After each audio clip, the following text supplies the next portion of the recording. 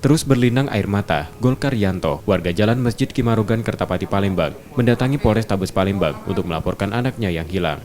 Pada polisi, Golkaryanto menceritakan, hilangnya anak yang masih SMP bernama Yolanda 16 tahun, bermain bersama adiknya di pinggir dermaga Kertapati. Tak diketahui apa yang terjadi.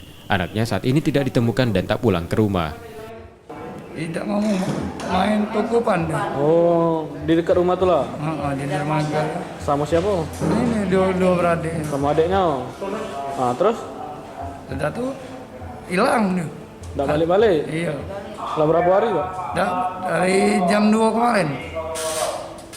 Dari jam 2 kemarin sampai sekarang. Iya. Anak itu tuh siapa namanya, Pak? Yolanda. Yolanda.